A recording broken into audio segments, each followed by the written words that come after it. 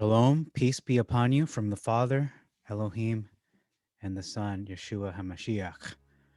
Welcome to Secrets Revealed, the Holy Bible. Today, this is a channel where we look at the truth about the scriptures, in particular the Holy Bible, uh, looking at the Septuagint, which was the text, the translation that existed during the time of Jesus Christ, or Joshua the Anointed One, or Yeshua HaMashiach.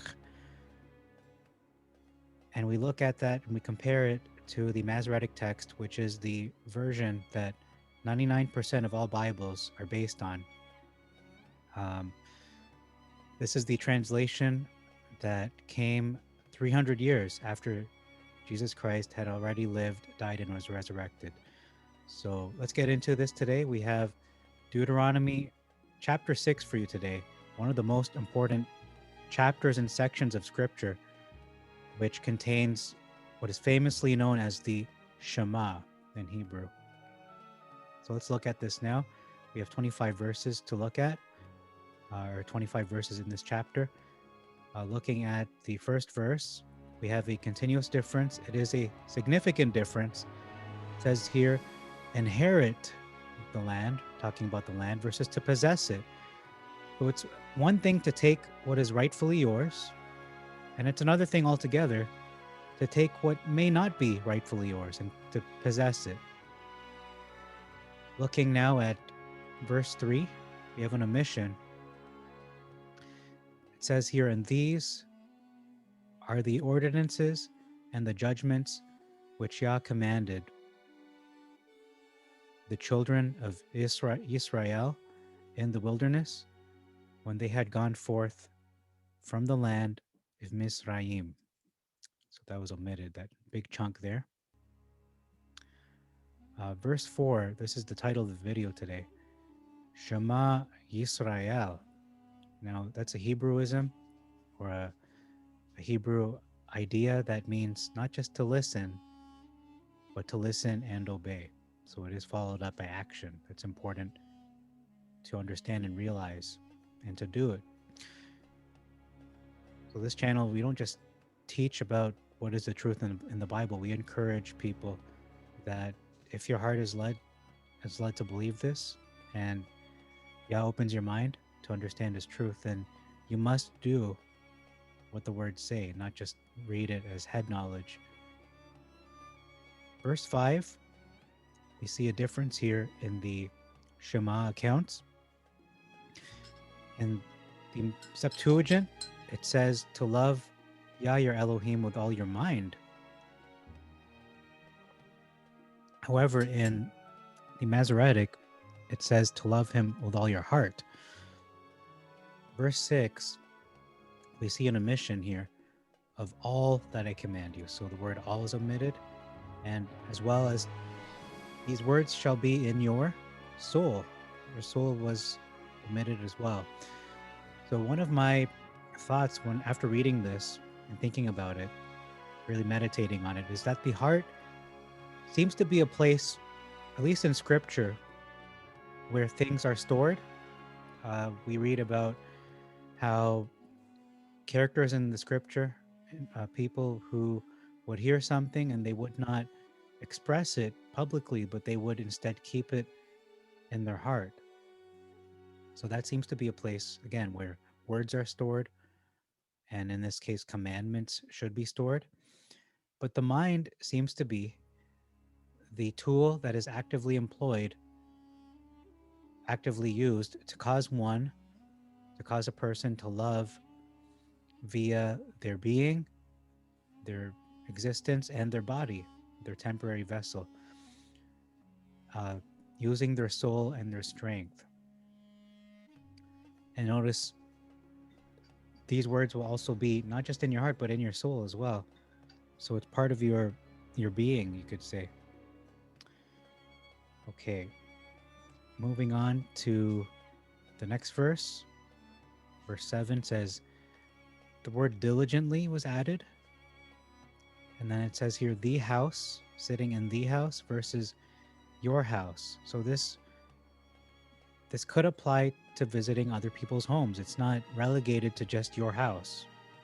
if you happen to be staying over someone's house, as Yeshua HaMashiach did, where he stayed in other people's homes temporarily, he would also be speaking of this, the words of Yah, the Torah, actually his words, as the pre-incarnate Christ speaking to Israel here. Verse 8 says immovable. It shall be immovable versus frontlets. So we can see that immovable seems to imply that it will not be removed. It's somewhat permanent. Frontlets, maybe not as permanent. Verse 11, we have an omission of the word the rock, wells dug in the rock. Verse 13, we have an omission of the word only, him only shall you serve. So you can see exclusivity there. You should worship him only, Yah Elohim. And another omission, you shall cleave to him.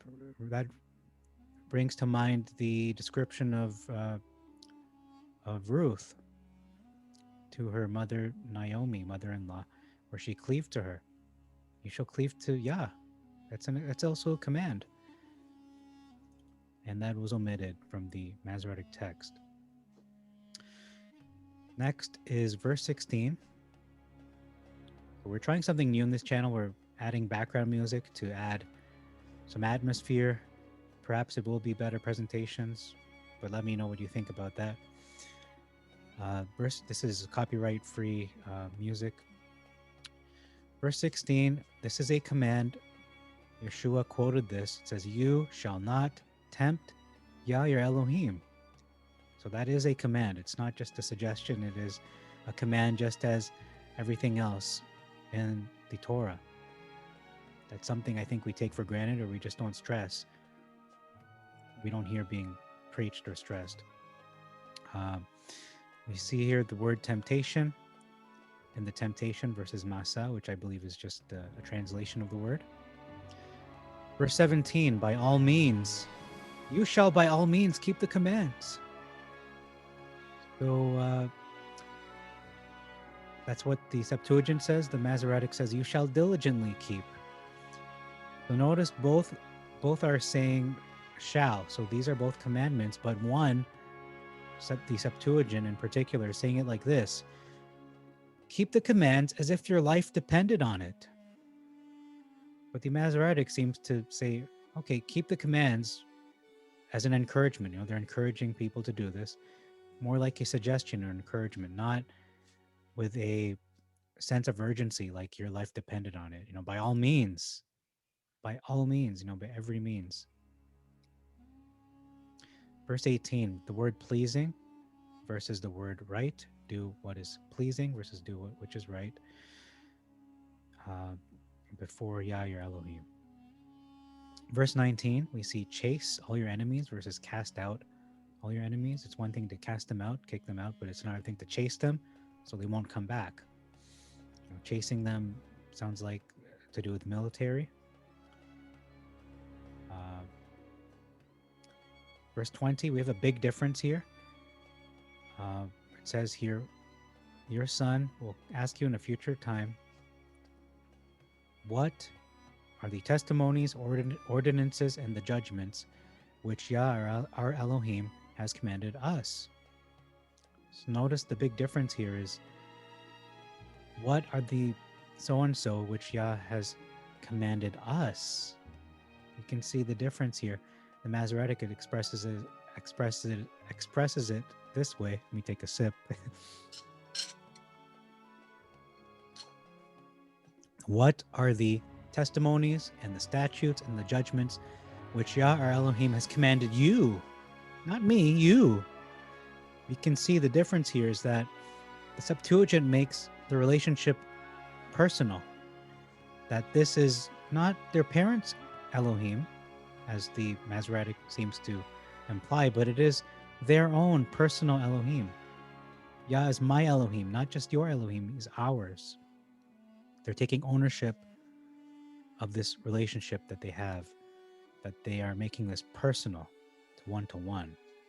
It's not something that is done by proxy through your parents. And they realize this, and that's what the Septuagint correctly expresses here. Verse 21 says there's an omission here, and with a high arm. So that's a continuous difference, we notice. Verse 22, continually saying wrought signs versus showed, and then grievous wonders versus sore. And then verse 24, that it may be well with us forever versus for our good. So that's why we're doing it, for our good. No, it's that it may be well with us forever. And the reason why I draw up this distinction is because depending on who is saying it, okay, let me rewind. The Septuagint is saying things will go well with us. If we keep these commandments, things will go well, things will be good. But the Masoretic is saying this is done for our good, which seems to imply that it does not necessarily mean that it is going to be good, that it is actually good. This is dependent on who is the one saying it and who is defining what good means. So we can see the distinction there. Things will be well with us. But in the Masoretic is saying it's for our good, whatever that means. Okay, and then we see here, we may live. Not only that things will go well for us, go well with us, but that we may live versus he might preserve us alive. So we can see that in either case, well, Yah is preserving their lives, but one is saying, okay, he's going to let us live, but the other one is saying we're putting the onus on him to preserve us, to stay alive and not, put us in danger, perhaps. The last verse we're looking at, verse 25, says, there shall be mercy. There shall be mercy to us versus it shall be our righteousness. So the focus is on Elohim, Yah's mercy toward us, but the focus in the Masoretic is on us and our righteousness being shown to God. So we can see clearly the focus is on Yah in the Septuagint, whereas the focus is on ourselves, wrongly so in the Masoretic. So that's all I have for you today. Thank you very much for your time. May God bless you and make your way prosperous. And until next time, we'll look at Deuteronomy chapter 7. You've been watching Secrets Revealed, the Holy Bible. Shalom and peace be upon you from the Father and the Son, Yeshua HaMashiach.